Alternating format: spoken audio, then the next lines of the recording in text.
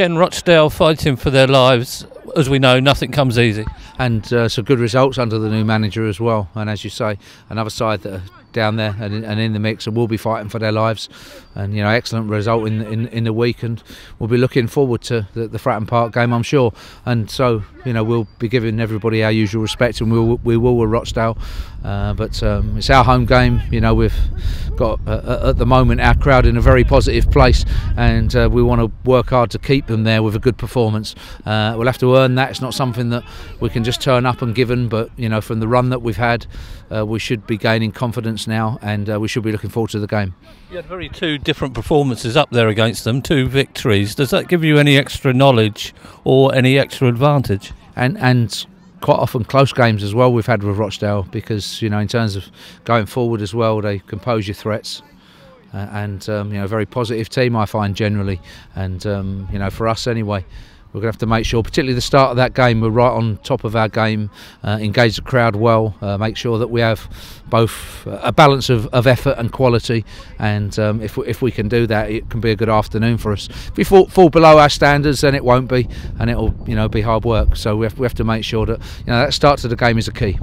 Gap is narrowed yet again without you playing. Do you take any notice of that? Yeah, you do, and you're looking at this stage with so few games left that obviously then you're looking around the country. Where I am, I know that we're 3 points off 2 points a game, which is pretty good. But similarly, we're going to need to get 90 plus, and we're capable of it because obviously there's 18 points to play. But we'll need 90 plus to get second, and we have to keep going for that. It doesn't leave us a lot of margins for error, but we've got good momentum at the moment, and as I said, the crowd are in a good place and looking to back us if we put in the desired amount of effort and above all, the right type of quality. You're going in good spirits with 5 wins on the trot. And that's a good place to be, but similarly it should give us confidence but not complacency, which is always the mix that you're looking for. And we have to just keep putting pressure on second spot wherever we can. You never know what happens elsewhere, but obviously you do look, and it's Tuesday night, you're looking at results in our league, how it affects us, where it leaves us. It's exciting, definitely, and we want to be pushing right to the end. Had an interesting little game at Fulham on Tuesday where Cannon and Morris got some minutes under their belt.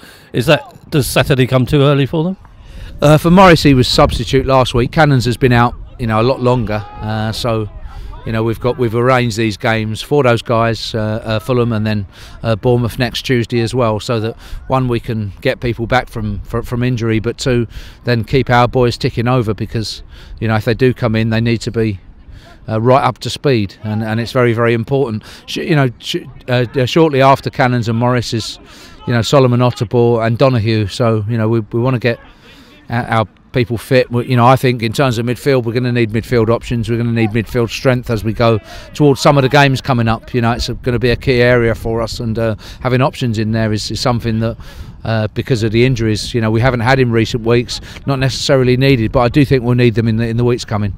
Louis Dennis keeps knocking on your door, and he scored an excellent goal as well, and really took it well. Pleased for him, because just recent role he's moved, not in the first team sense, but in the reserve games, he's moved up front and into the 9 position, giving us some mobility and some very good finishing. So credit to him for keep battling, and we'll want that chance and that opportunity.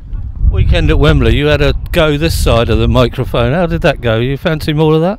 It was a really interesting game. I don't watch much of that standard live, so and I really in the end only concentrate on the level I'm working at. But it was a one-off. It was a good one-off. It was a really interesting game. I enjoyed it, and yeah, certainly when you're that side, it's a lot easier to manage in. Yeah.